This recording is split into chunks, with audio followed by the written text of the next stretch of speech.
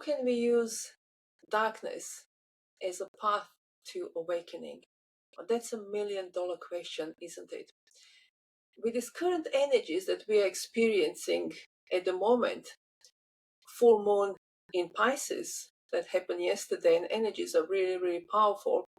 I was called to do this video even though I was not planning it. And sometimes when my higher self, my source consciousness, pulled me to birth something through me, I know it's important and I know it's needed. So very warm welcome to all of you who are joining me, all of you who are perhaps going through the dark night of the soul, who are maybe revisiting your past trauma, past belief system, and anything else that's coming to the surface at this time. If you are called to view this video, then I trust this video is for you. I trust that you are experiencing certain so-called darkness and you are asked to surrender to it. So I feel today's subject is extremely important, and the reason for that is that many people are afraid of the darkness. They are afraid of their own shadow. So to talk about darkness as a path to spiritual awakening, I feel is profound, really, at this time with the energies that we are experiencing. And also, we are always going through cycle of life, death, and rebirth. And for us to experience death of the ego, we need to dip into the darkness. We need to revisit darkness on a regular basis. And we need to face our shadows because we are always awakening. We are always transforming. We are always on this universal cycle of death and rebirth where we change forms, really, even in this lifetime. So perhaps our form depends on our reality. So let's go straight into it. Let's see why we need darkness and why it's actually safe for us to surrender to darkness, even though it does not feel like it, does it? It's painful. No one wants to go there. And once we surrender to it, then we can befriend darkness, because you see, the darkness, the shadow is part of us.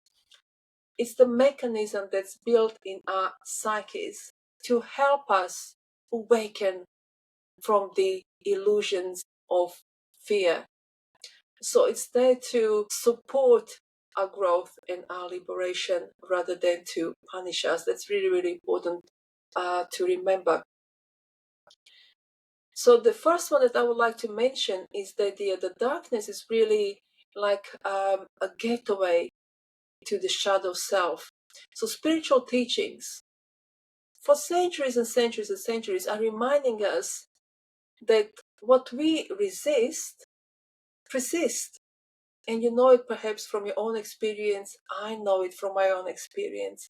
The more I resist, the more it's right there, because it wants me to do something with it. So darkness reveals really hidden aspects, corners of our being, really.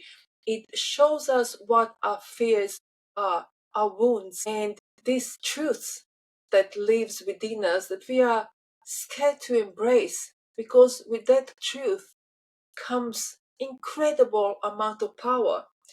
And sometimes we humans, we are afraid of our own power because it's unknown to us. It's unknown to us to feel that powerful. And that's why we need darkness, to remind us of our power and to force us, really. Sometimes it does feel, it literally pushes us and forces us to embrace a powerful self. And that power comes with softness, really. Power is not attached to achievements. It's attached to softness of our heart, softness of our love and of our compassion. So back to the shadows. By entering the shadows, we dismantle this construct that's built on illusions. And that illusion is telling us really that we need to be perfect, that we need to reclaim something, that we need to achieve something, that we need to be successful in this kind of worldly sense of success. And we know very well that the only way for us to be successful is to reach the place of joyfulness, of wholeness, of freedom, of compassion for ourselves and for the humanity. And that's the success. That's what we are guided towards, to dismantle these illusions of worldly successes and to embrace rather this inner source consciousness. And that's the success, really, that we are guided towards, the unity consciousness. And for us to reach that unity consciousness, we need to be courageous, really. We need to have faith to know that the darkness has been created by consciousness to help us on our awakening journey, awakening path that never really ends. The darkness teaches us how to surrender and how to trust. And when I say that, it kind of feels to other people a little bit paradoxical, So we need to go into the darkness that sometimes, we feel fearful and scared really of it because we don't know what we're going to find in there. And the energy that's actually pulling us into the darkness, what is that energy actually asking of us? To trust that we are going to be okay, more than okay. We're going to learn incredible amount of wisdom in that darkness. And that energy is teaching us to surrender and to trust. And for all of you who have experienced, I had to dip into this one, any trauma in childhood, you'll know very well that to trust and surrender is incredibly challenging. So for you, it might be even more scary to surrender to darkness because you have learned there is no support in darkness. And there's something so profoundly beautiful to think and feel that the source consciousness is supporting us in this process, is supporting us to push through that barrier of fear and to know that we can trust the source. We can trust these divine celestial beings, our ancestors that are there to support us through this journey, of really of surrender and of trust. Because once you see, push through that barrier, suddenly all the illusions of that fear that was preventing us from going there dismantles and dies. So the ego dies. So really it's the fearful ego that's preventing us from pushing through the fear of darkness, really. So in wisdom really tells us that when there is nothing to hold on to, when there is nothing to hold on to, when we fully surrender and let go, we finally discover what holds us back. And what holds us back are the illusions of fear. And that energy can be incredibly powerful, incredibly strong. And we might feel it as if really there is another entity living in a body that's fighting against our liberation and against our freedom.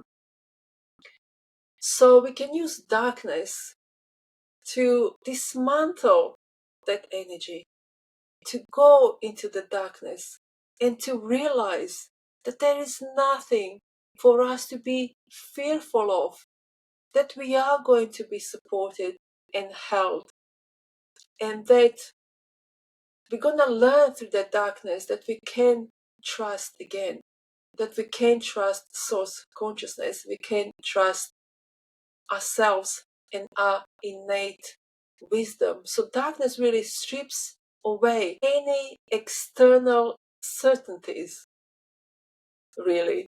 It strips away external certainties, validation, external validation.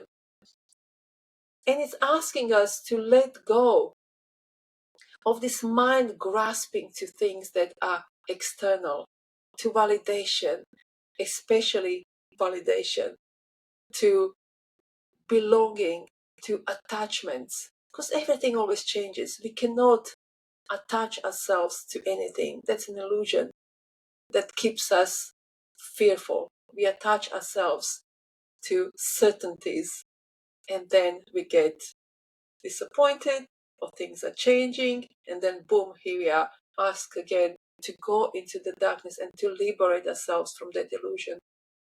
So in surrender, we discover trust in outcomes, because we don't attach ourselves to outcomes anymore. We know that the outcome will be whatever source consciousness, whatever our source wants it to be. Because source consciousness creates everything with this kind of precise perfection that our mind cannot grasp, because it doesn't have that capacity to grasp. So we need to let go, to trust and to surrender. We need to allow ourselves to befriend darkness and to know that the darkness is a true friend that is here, that has been created by consciousness to liberate us from fear, illusions, attachments. Because fear, illusions, attachments are really creating this construct of imprisonment, and we are afraid to let go of it, and that's what causes this incredible amount of anxiety and even panic in many people, because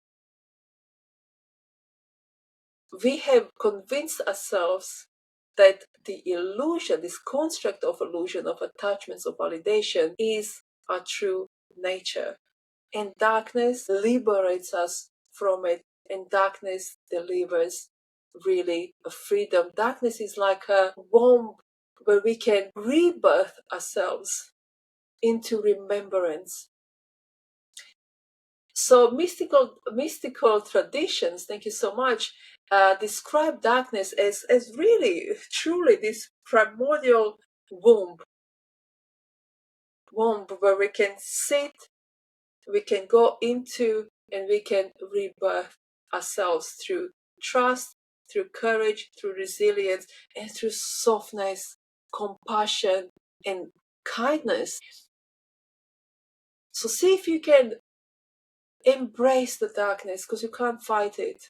It's gonna chase after you till you face it, till you go inward.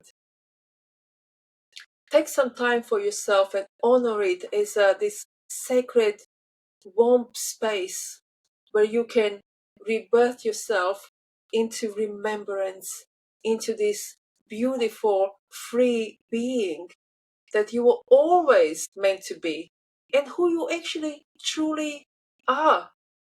So darkness invites us to remember ourselves. So I invite you to surrender to it.